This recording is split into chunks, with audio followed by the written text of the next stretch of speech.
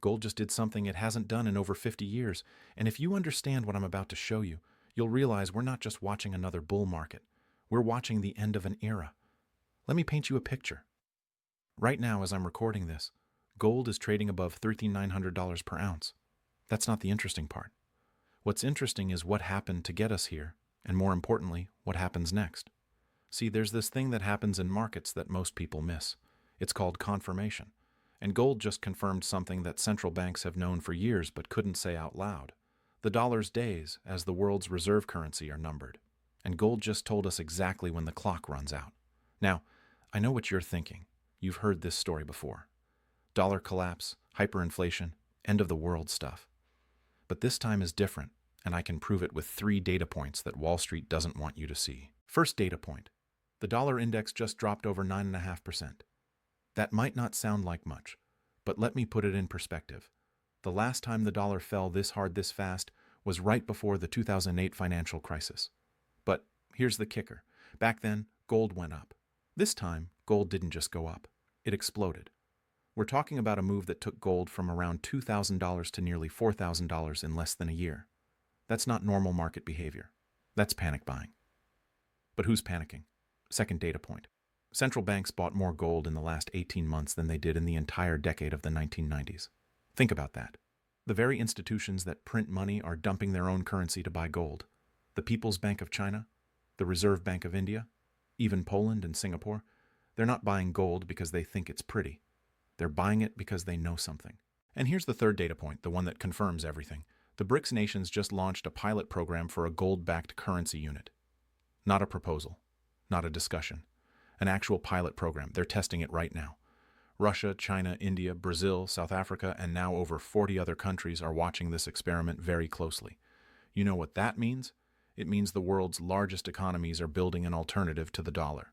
And they're backing it with the one thing the dollar isn't backed by anymore. Gold.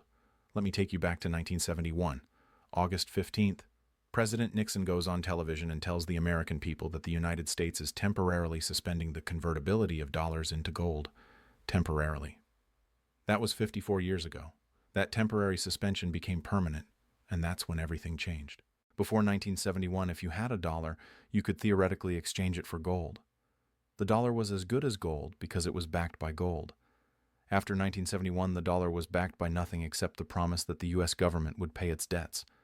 That promise worked for a while because America was the world's largest economy, the world's largest military power, and everyone needed dollars to buy oil. But something's shifting. And gold is telling us the shift is accelerating. Here's what most people don't understand about gold. It's not just a commodity. It's not just a shiny metal that people like to wear. Gold is a monetary metal. It's been money for 5,000 years.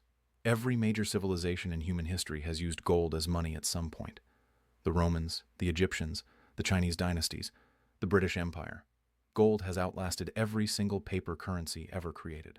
And right now, gold is sending a signal that paper currencies, especially the dollar, are in trouble. Let me show you how this works. When central banks print money, they create inflation. More dollars chasing the same amount of goods means prices go up. That's basic economics. But there's a limit to how much money you can print before people lose confidence in the currency. And when people lose confidence, they look for alternatives. Gold is the ultimate alternative. You can't print gold. You can't create it out of thin air. You have to dig it out of the ground, and that takes time, money, and energy. There's only so much gold in the world, and the supply grows very slowly, about 1 to 2% per year. Compare that to the money supply, which can grow 10, 20, even 30% in a single year when central banks are printing aggressively. So, when gold starts rising against the dollar, it's telling you that people are losing confidence in the dollar. And when gold rises this fast, this dramatically, it's telling you that confidence is collapsing. Now, let me connect some dots for you. The U.S. national debt just crossed $36 trillion. That's trillion with a T. To put that in perspective, if you spent $1 million every single day, it would take you over 98,000 years to spend $36 trillion. The interest payments alone on that debt are now over $1 trillion per year. That's more than the entire defense budget. How does the government pay that interest? They borrow more money. They issue more bonds. And who buys those bonds? Well, it used to be foreign countries. China, Japan, Saudi Arabia. They would take their dollars and buy U.S. Treasury bonds because it was safe and it paid interest. But something changed. China has been selling U.S. Treasuries. Not buying, selling. They've reduced their holdings by hundreds of billions of dollars over the past few years. Japan is still buying, but they're slowing down. And the Middle East? They're diversifying. They're buying gold. They're buying euros. They're even talking about accepting yuan for oil. This is the de-dollarization everyone's been talking about. And it's not a theory anymore. It's happening right now. And gold is the proof. Let me tell you a story. There's a guy named Jim Rickards. He's a lawyer, an economist, and he's advised the Pentagon and the CIA on financial warfare. Back in the early 2000s, he ran a war game for the Department of Defense. The scenario was simple. What happens if America's enemies attack the dollar? The conclusion was terrifying. If foreign countries dumped their treasury holdings and bought gold instead, they could collapse the dollar without firing a single shot. The U.S. economy would implode. Inflation would skyrocket, and there would be nothing the Federal Reserve could do to stop it. That war game was run over 20 years ago. And guess what's happening now? Foreign countries are dumping treasuries and buying gold. It's not a war game anymore. It's reality. Now, here's where it gets personal. If you're sitting on retirement savings, if you have money in a 401k or an IRA, you need to understand what this means for you. Because when the dollar loses its reserve currency status, everything changes. Your purchasing power evaporates. The money you've saved for decades buys less and less. Inflation eats away at your nest egg. And the worst part?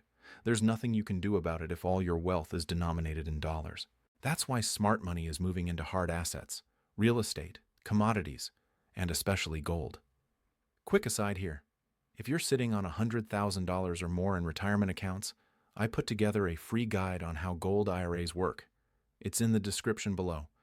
It covers how to get physical gold into your retirement account without tax penalties, how the process works, and what you need to know.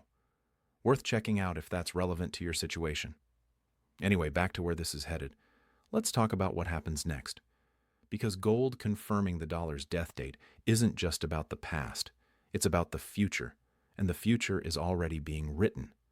There are 3 scenarios playing out right now, and all of them end with gold significantly higher than where it is today. Scenario 1. The Federal Reserve keeps interest rates low to service the national debt. Low rates mean more inflation. More inflation means the dollar loses value. And when the dollar loses value, gold goes up. This is the slow burn scenario. Gold grinds higher over the next 5 to 10 years, eventually reaching $5,000, $6,000, maybe $7,000 per ounce. Scenario 2. The Federal Reserve raises interest rates to fight inflation. Higher rates mean the government has to pay more interest on the debt. But remember, the debt is $36 trillion. Every 1% increase in interest rates adds $360 billion to the annual interest bill. At some point, the math doesn't work. The government can't afford the interest payments. They either default or they print money to pay the debt. Either way, confidence in the dollar collapses, and gold explodes higher. This is the fast burn scenario. Gold could hit $10,000 per ounce within a few years. Scenario 3. The BRICS gold-backed currency succeeds. Countries start using it for international trade instead of the dollar. Demand for dollars drops. The value of the dollar drops. And gold, which backs the new currency, becomes the most important asset in the world. This is the reset scenario. Gold could go to $15,000, $20,000, even $30,000 per ounce as it reprices against a collapsing dollar. Now, which scenario is most likely? Honestly, it doesn't matter, because all 3 scenarios end the same way. Gold goes higher, much higher. Let me give you some historical context. In 1980, gold hit $850 per ounce. Adjusted for inflation, that's about $3,200 in today's dollars. We just blew past that level. But here's the thing. In 1980, the U.S. national debt was less than $1 trillion. Today, it's $36 trillion. In 1980, the Federal Reserve's balance sheet was tiny.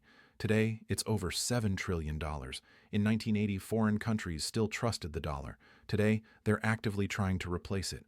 So if gold hit $850 in 1980 with a fraction of the problems we have today, where does it go now?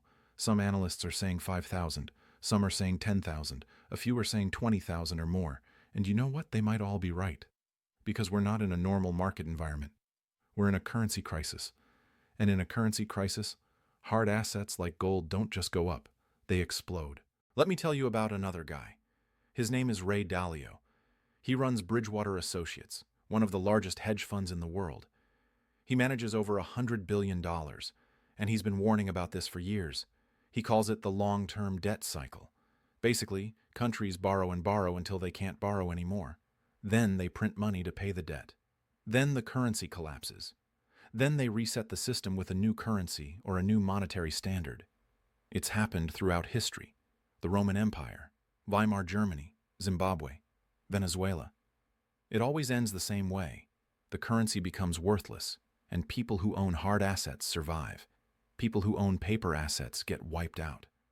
Dalio says we're in the late stages of the long-term debt cycle right now, and he's been buying gold.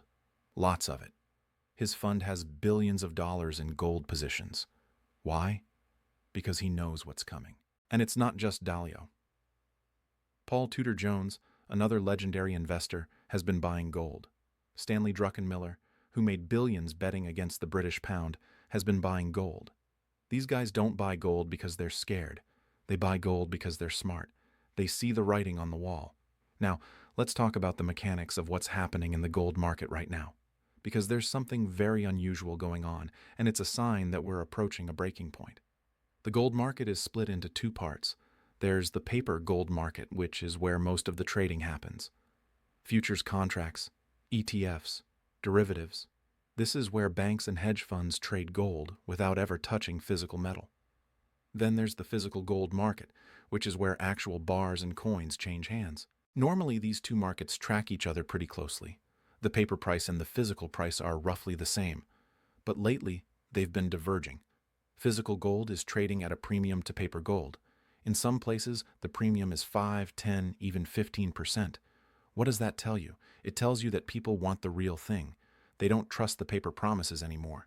They want metal they can hold in their hands. And when demand for physical gold exceeds supply, the price has to go up. Here's where it gets interesting. The COMEX, which is the main exchange for gold futures in the United States, has a problem. They have way more paper gold contracts than they have physical gold in their vaults. It's called fractional reserve gold trading. For every ounce of physical gold in the vault, there might be 100 ounces of paper claims on that gold. As long as everyone's happy trading paper, the system works.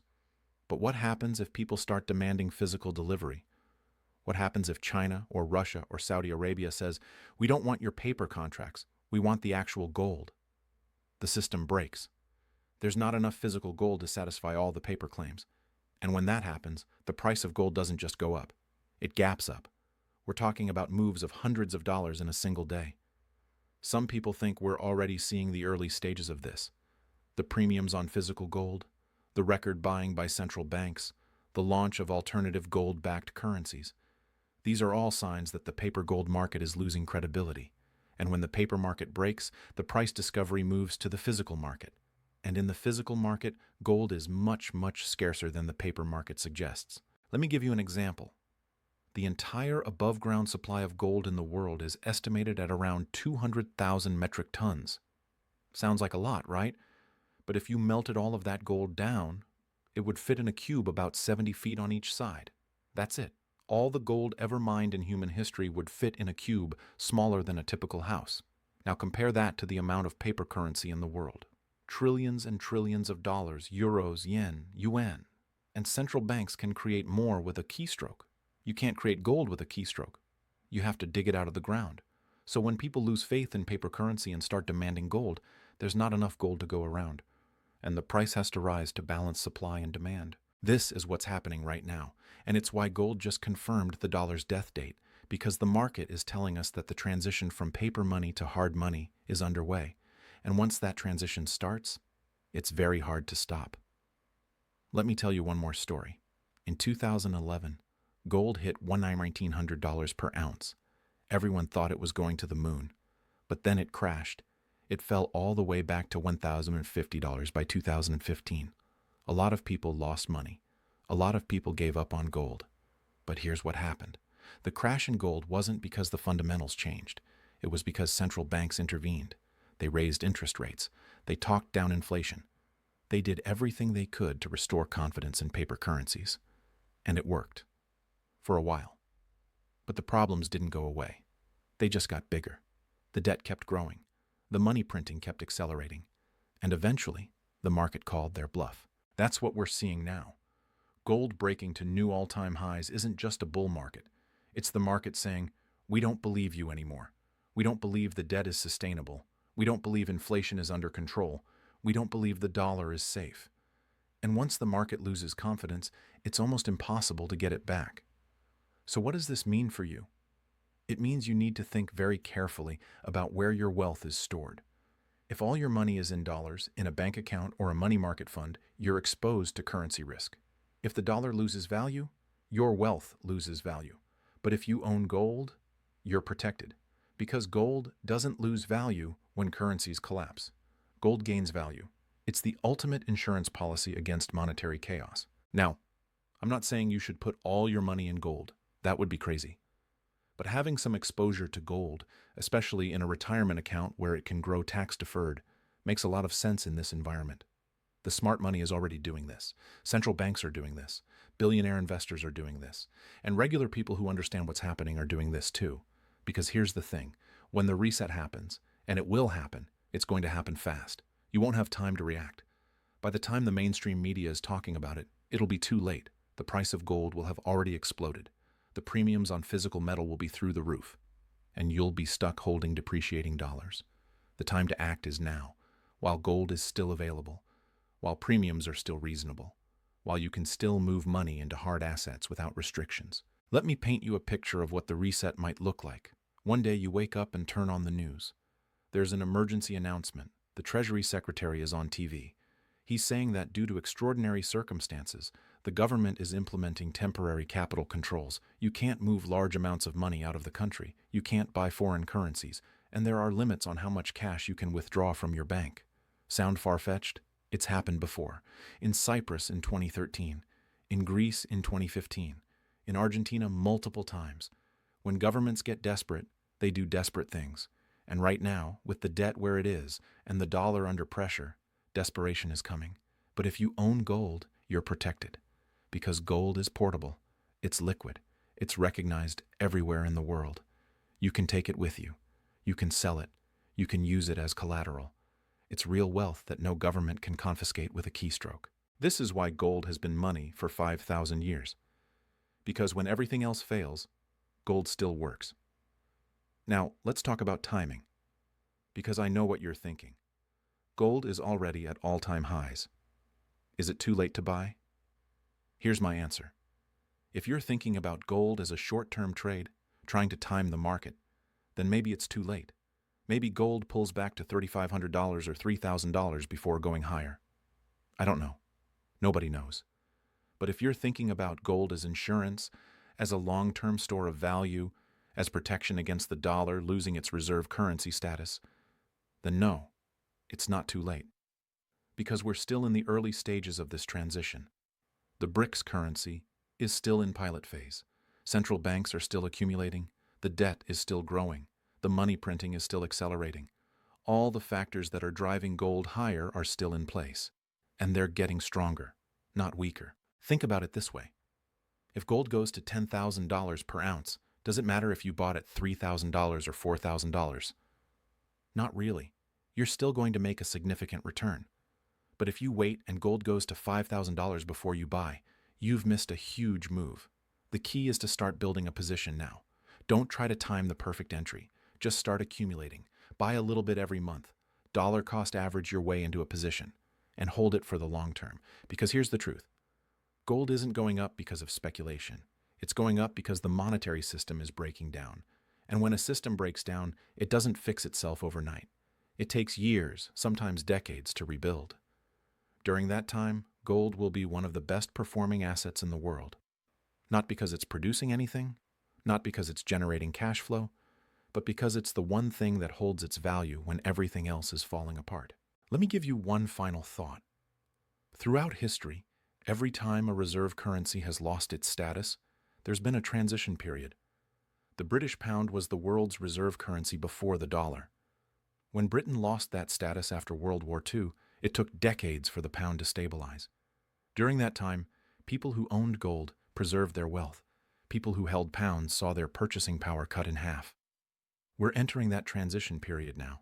The dollar is losing its status. It's not going to happen overnight. But it's happening, and gold is confirming it. The question isn't whether the dollar will lose its reserve currency status. The question is how fast it happens and how prepared you are when it does. Gold just gave us the answer. The clock is ticking, the reset is coming, and the time to act is now.